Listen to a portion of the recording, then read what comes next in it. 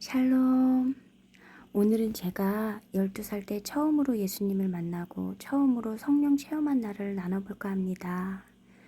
40년 전 제가 7살 때 300명가량의 직원을 두고 사업을 하셨던 제 아버지께서 37억의 부도가 나서 혼자 야반도주를 하셨어요. 그때 제 어머니와 아버지께서도 헤어지셨습니다. 그리고 7남매 중 아직 성인이 아닌 중학생이었던 둘째 언니와 초등학생이었던 셋째 오빠, 4살이었던 막내, 그리고 7살인 저, 이렇게 우리 사남매가 병드신 할머니께 맡겨졌습니다. 당시 시골이었지만 그래도 방이 여러 개였던 집에서 방 하나의 월세방으로 이사를 갔어요. 월세는 매달 내지도 못하였고 한겨울에도 연탄이 없어서 추운 방에서 지내기를 수없이 하고 늘 끼니를 걱정하였죠. 그리고 제가 10살 때 할머니께서 돌아가시자 중학생이었던 둘째 언니는 고향에 혼자 남아서 공부를 하였고 셋째 오빠, 저 막내 동생 이렇게 우리 3남매는 아빠께 맡겨졌습니다. 항상 심한 천식을 앓고 계셨던 아버지께서는 오랫동안 지속적으로 일을 할 수가 없으셔서 고물을 주시며 생활을 하게 되니 역시 형편이 좋을 리가 없었습니다. 또 우리 셋 중 누구도 학교를 보내지도 않으셨고요. 그러다 막내 오빠는 아빠께서 잘 알고 계신 사장인 고물상에 취직을 하여 14살부터 일을 하였고 저와 남동생은 아빠가 하우스로 천막을 친 곳에서 수도와 화장실도 없이 생활을 하였습니다. 남동생과 저는 주거 환경이 좋지 못하고 잘 먹지도 못하니 수시로 돌아가면서 아팠고 그러다 보니 말라서 키도 자라지 않았어요. 또 하우스에서 생활을 하다 보니 동네 아이들이 우리를 보면 거지라고 수시로 놀림과 조롱을 하였습니다. 저는 그 당시 가슴 아픈 상처가 하루하루 쌓여가면서 차라리 동생과 내가 하루빨리 죽었으면 좋겠다라고 늘 생각했어요. 그러다 어느 날 집에 수도가 없어서 놀이터에 있는 공중수도에서 제 몸 반만한 크기 양동이에 물을 길러 오고 있는데 어느 아주머니 한 분이 어린 딸의 손을 잡고 우리 남매에게 말을 거셨습니다. 너희 어디 사니? 나는 저기 침례교회 사모인데 너희들 이번 주에 우리 교회 나오지 않을래? 하고 말을 거셨어요. 저는 학교를 가지 않으니 교회가 어떤 곳인지는 모르지만 일단 무엇을 배울 수 있는 곳이라면 무조건 가고 싶었습니다. 그래서 저는 흔쾌히 가겠다고 말씀드렸습니다. 그렇게 9주 처음으로 교회를 간 날 난생 처음 예배라는 것을 드렸습니다. 매일 학교를 가지 못하는 저에게는 그 예배가 너무 좋았습니다. 찬양은 음악 시간 같았고 설교 말씀은 학교 공부를 배우는 것 같아서 너무 좋았습니다. 그런데 그 주일학교 예배라는 것을 하루만 한다는 것이 너무 아쉬워서 저는 아무도 없는 교회를 매일 갔습니다. 그러다가 일요일만 되면 놀이터에 있는 아이들을 교회로 데리고 가기를 매주 하였고 우리 남매를 보고 거지라고 놀리던 그 아이들이 놀리지도 않고 오히려 우리 남매와 친구가 되어준 것도 너무 좋아서 일요일만 되면 더 열심히 보이는 아이들마다 전도를 하였습니다. 그러던 어느 날 주일학교에서 부흥회처럼 통성기도를 집중으로 하던 시기가 있었습니다. 그때 설교 말씀도 예수님께서 어떻게 십자가에서 돌아가셨는지를 말씀하셨고 설교가 끝나면 바로 통성기도를 시키셨습니다. 그때 저도 기도를 시작할 때 부르던 주여를 3번 외치며 기도를 시작하는데 기도를 시작한 지 한 1분 정도였던 것 같아요. 갑자기 제 눈앞에 어느 한 장면이 보이는데 이상해서 눈을 떴어요. 그런데 눈을 떠도 그 장면이 보이길래 다시 눈을 감았어요. 온통 어둠 속에 갑자기 긴 사각나무 한쪽이 텅 하고 땅에 떨어지니 땅에 먼지가 일어났어요.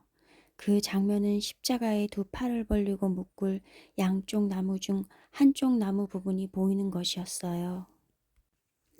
그리고 어떤 손이 그 나무 위에 놓였고 이어서 대못을 잡은 어떤 다른 손이 나무 위에 놓인 손에 대못을 박는 것이었어요. 그때 대못을 박은 것이 손바닥이었는지 손목이었는지는 자세히 기억이 나질 않네요.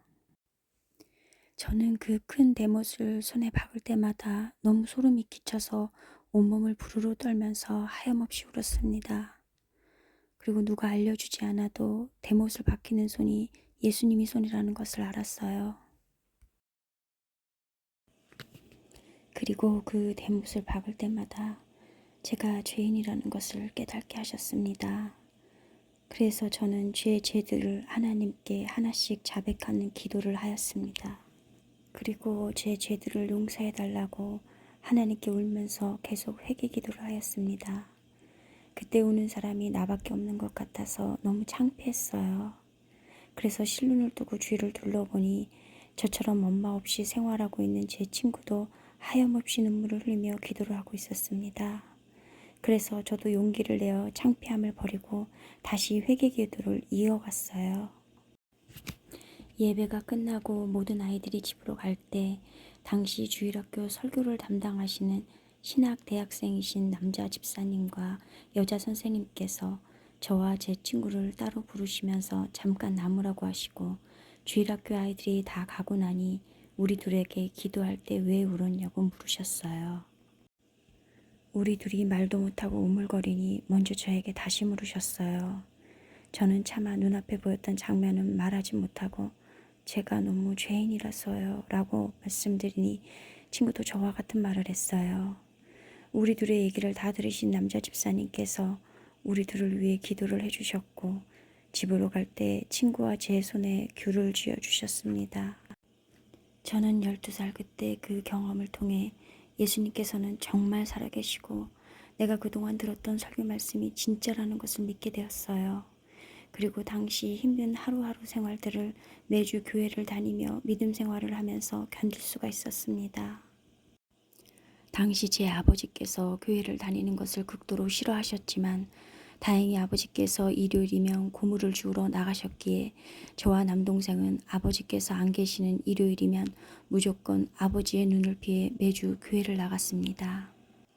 그리고 하나님을 만나기 전에는 하루하루가 지옥의 삶이었지만 하나님을 알고부터는 매일매일이 힘들지 않았어요. 하나님 아버지, 당신 육신의 아버지가 제 곁에 계셨지만 늘 고와 같은 마음으로 살았는데 그때 하나님 아버지께서 저를 만나주셔서 너무 행복했어요.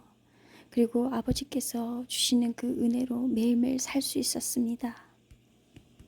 저를 먼저 찾아오신 하나님 아버지, 저를 만나주시고 구원하셔서 생명의 길로 인도하시니 감사합니다.